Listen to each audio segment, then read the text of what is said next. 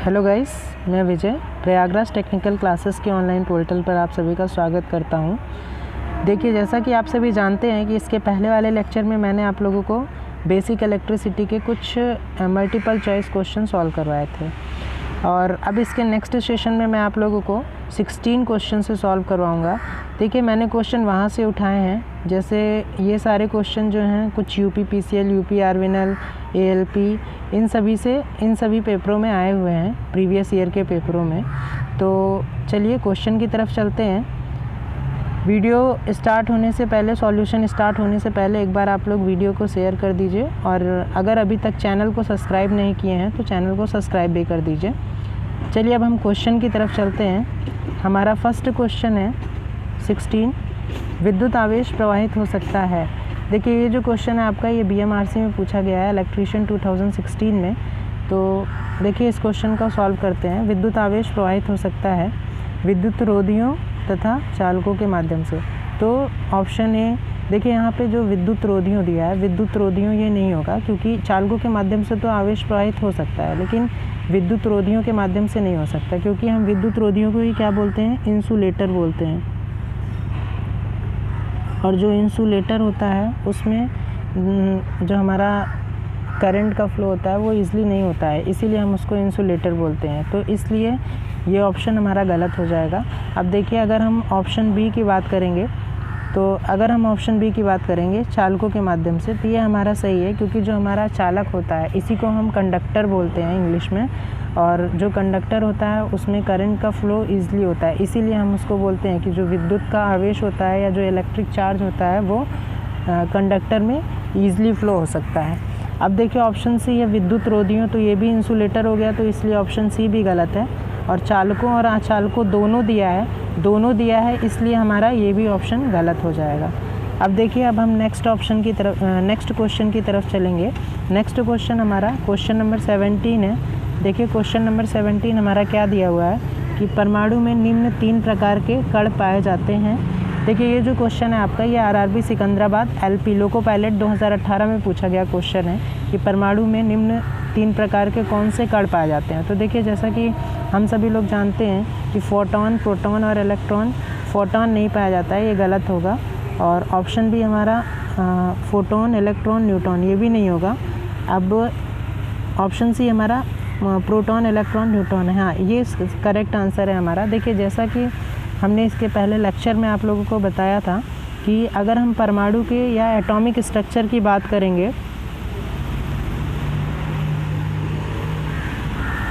ठीक है, तो देखिए जो हमारा बीच में होता है उसको हम क्या बोलते हैं, नाभिक या न्यूक्लियस बोलते हैं, ठीक है, जिसमें प्रोटॉन और न्यूट्रॉन होते हैं। प्रोटॉन और न्यूट्रॉन जो होते हैं वो नाभिक के अंदर ही स्थित रहते हैं, लेकिन जो हमारे इलेक्ट्रॉन होते हैं, इलेक्ट्रॉन जो हैं वो चारों तरफ चक्कर लगाते रहते हैं, नाभिक के चारों तरफ चक्कर लगाते रहते हैं। तो इस तरीके से प्रकृति में जो परमाणु के 3 प्रकार के मूल कण होते हैं वो प्रोटॉन, इलेक्ट्रॉन, न्यूट्रॉन होता है। तो क्वेश्चन नंबर 17 का ऑप्शन सी हमारा करेक्ट है। अब देखिए, नेक्स्ट क्वेश्चन की तरफ चलेंगे। नेक्स्ट क्वेश्चन हमारा है क्वेश्चन नंबर 18 दिया हुआ है। क्वेश्चन नंबर 18 क्या दिया हुआ है, नीचे दिए गए शब्दों का मिलान करिए। देखिए, ये जो आपका क्वेश्चन है ये हॉल 2015 और IIF 2012 में आया हुआ है। अब यहाँ पे कुछ यूनिट्स दिए हैं और इन्हें हमें मैच करना है। तो देखिए, जैसे प्रतिरोध का यूनिट क्या होता है, ओम होता है, ये हम लोग जानते ही हैं। और विद्युत प्रवाह या हम जिसको करंट बोल सकते हैं, इसका यूनिट एम्पियर होता है।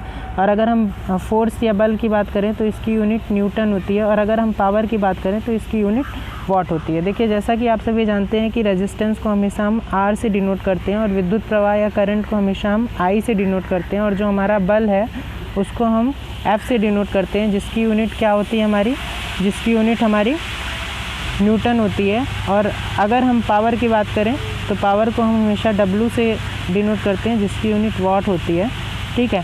अब देखिए, नेक्स्ट क्वेश्चन नंबर 19 की तरफ चलेंगे। क्वेश्चन नंबर 19 हमारा क्या है, मानक। क्वेश्चन नंबर 19 देखिए, मानक तापमान और दाब होता है। देखिए, ये जो हमारा क्वेश्चन है ये इसरो टेक्नीशियन 2016 में आया हुआ क्वेश्चन है।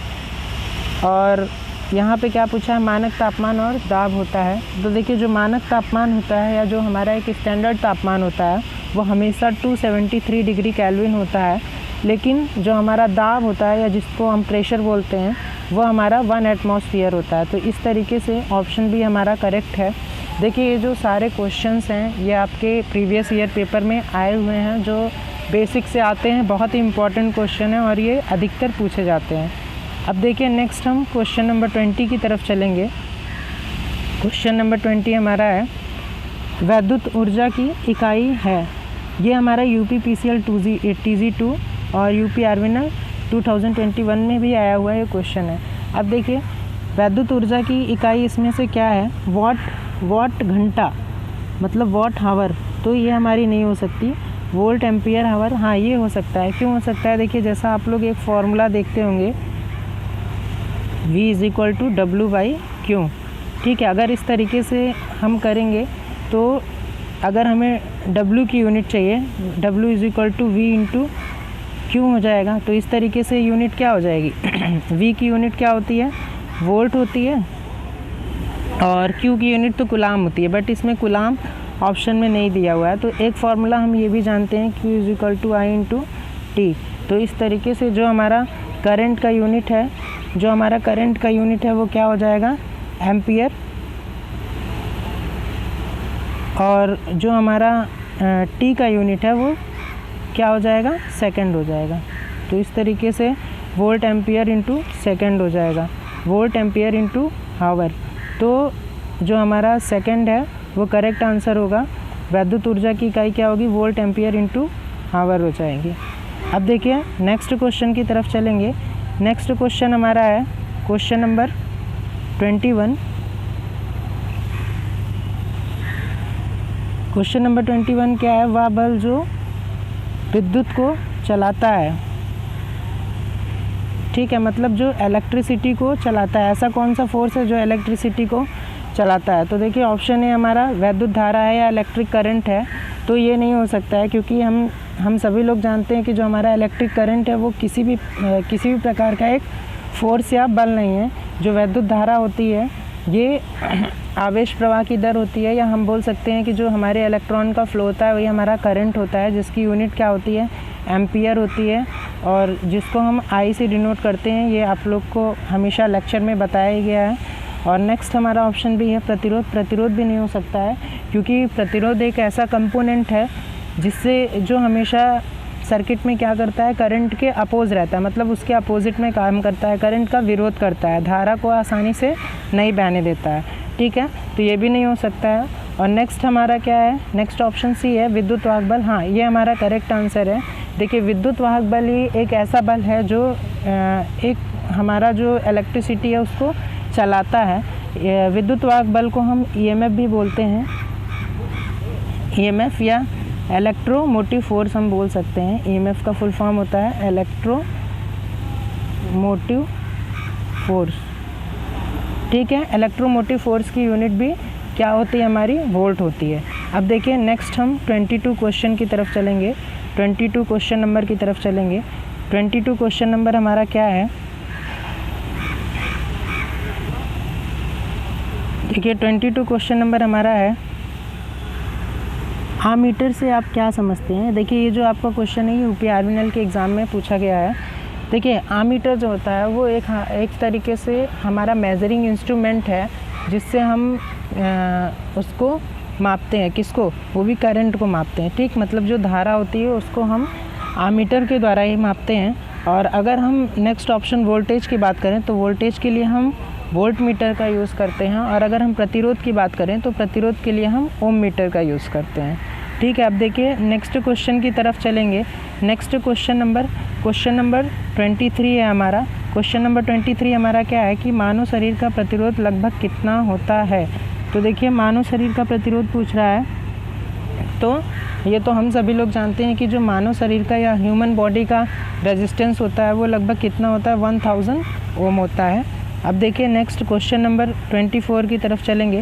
क्वेश्चन नंबर 24 हमारा क्या है कि यदि 2 ओम के 4 प्रतिरोध सीरीज़ में जुड़े हुए हैं तो उनका तुल्य प्रतिरोध या समतुल्य प्रतिरोध कितना होगा, मतलब आर इक्विवेलेंट पूछ रहा है। तो देखिए जब भी रेजिस्टेंस की बात सीरीज़ में करें, मतलब ये ऐसे कनेक्ट होंगे सीरीज़ में एक के बाद एक, और यहाँ क्या बोल रहा है कि 4 रेजिस्टेंस हैं और वो भी कितने, सेम वैल्यू के, मतलब 2 ओम के 4 रेजिस्टेंस हैं। तो देखिए जैसा कि आप सभी जानते हैं कि अगर सीरीज़ में है और अगर हमसे आर इक्विवेलेंट पूछ रहा है तो हम क्या करते हैं, R equivalent is equal to R1 plus R2 plus R3 plus R4 कर देंगे। तो अगर हम इन चारों को प्लस कर देंगे तो हमारा आर इक्विवेलेंट आ जाएगा, और इस तरीके से जो हमारा आर इक्विवेलेंट होगा वो कितना हो जाएगा, 8 ओम हो जाएगा। ठीक है, तो इसका ऑप्शन ये हमारा करेक्ट होगा। अब देखिए नेक्स्ट क्वेश्चन की तरफ हम चलते हैं। नेक्स्ट क्वेश्चन नंबर हमारा 25 है। क्वेश्चन नंबर 25 हमारा क्या है कि यदि 10 ओम के 2 समान प्रतिरोध, यदि 10 ओम के 2 प्रतिरोध समांतर में जुड़े हुए हैं तो तुल्य प्रतिरोध क्या होगा। देखिए जो क्वेश्चन हमारा ये DMRC 2017 में पूछा गया क्वेश्चन है, बहुत ही अच्छा क्वेश्चन है। इसी तरीके के क्वेश्चन आते हैं। देखिए अब जैसे अगर हम बात करें समांतर प्रतिरोध की, तो इस तरीके से जुड़े हुए 2 प्रतिरोध हैं एक दूसरे के समांतर में। ठीक है, अब देखिए इससे ये दोनों प्रतिरोध जो हैं वो 10-10 ओम के हैं। देखिए जैसा कि हमने लेक्चर में बेसिक इलेक्ट्रिसिटी का जो लेक्चर था उसमें मैंने आप लोगों को पहले ही बताया था कि जब भी आर इक्विवेलेंट की बात करें और 2 रेजिस्टेंस समान वैल्यू के समांतर में जुड़े रहते हैं तो रेजिस्टेंस हमेशा हाफ़ हो जाता है, मतलब आर इक्विवेलेंट हमेशा हाफ़ हो जाएगा। तो R equivalent is equal to क्या हो जाएगा, 10/2 इज इक्वल टू 5 ओम हो जाएगा। ठीक है, तो हमारा इसका करेक्ट आंसर होगा ऑप्शन बी, 25 का ऑप्शन बी हमारा करेक्ट होगा। अब देखिए नेक्स्ट हम 26 क्वेश्चन नंबर की तरफ चलेंगे। 26 हमारा क्या है कि ओम का नियम लागू नहीं होता है। ठीक है, तो देखिए जैसा कि हम सभी लोग जानते हैं कि जो हमारा ओम का नियम है वो जॉर्ज साइमन ओम ने दिया था, और जिन्होंने हमारा वोल्टेज, करंट और रेजिस्टेंस के संबंध को दर्शाते हुए उन्होंने एक फार्मूला दिया था V = I/R। तो ये इसमें पूछ रहा है कि ओम का नियम किस पे लागू नहीं होता है। तो देखिए अगर हम डीसी सर्किट की बात करेंगे तो डीसी सर्किट पे तो लागू होगा ही होगा, और छोटे प्रतिरोधक की बात करेंगे तो रेजिस्टेंस पे भी लागू ही होगा, V = I/R ही होता है। और उच्च विद्युत प्रवाह में धारा, मतलब धारा में भी होगा। और लेकिन लास्ट ऑप्शन हमारा अर्धचालक है जिसको हम सेमीकंडक्टर बोलते हैं, तो सेमीकंडक्टर जो है वो नहीं होगा। जैसा कि हमने आप लोगों को बताया था कि जो हमारा चालक और अचालक हैं उनके बीच की एक हम बोल सकते हैं उनके बीच का ही एक ऐसा अर्धचालक होता है।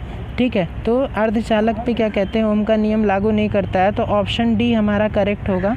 ठीक है, अब देखिए यहाँ पे आप क्वेश्चन में हमेशा ये चीज़ ध्यान रखिएगा, नहीं अधिकतर छूट जाता है, तो इसलिए नहीं का यूज़ हमेशा करिएगा। अगर ओम का नियम कभी भी ऐसा क्वेश्चन आए तो क्वेश्चन ध्यान से पढ़िए।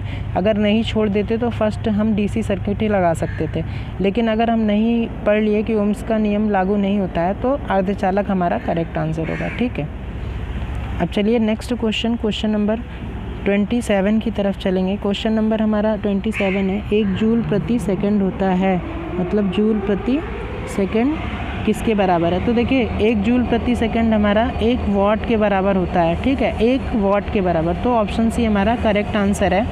अब देखिए नेक्स्ट क्वेश्चन नंबर 28 है हमारा। क्वेश्चन नंबर 28 हमारा क्या है कि विभवांतर का मापन किया जाता है।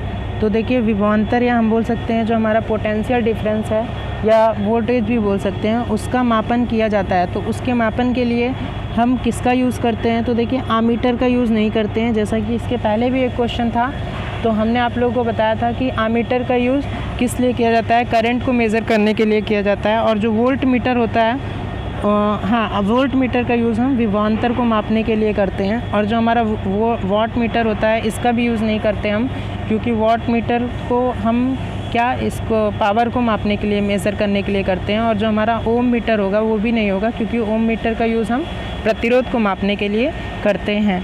अब देखिए नेक्स्ट क्वेश्चन नंबर 29 है हमारा।